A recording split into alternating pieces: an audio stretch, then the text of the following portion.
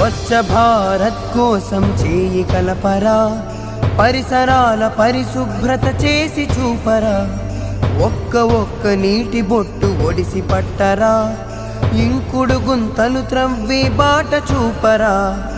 అప్పుడేర ఊరు తీరు మారుతుందిరా, అప్పుడేర ఊరు తీరు మారుతుందిరా, ఆనందం ఆరోగ్యం అందుతుందిరా, ఆరోగ్యం ఆనందం అందుతుందిరా.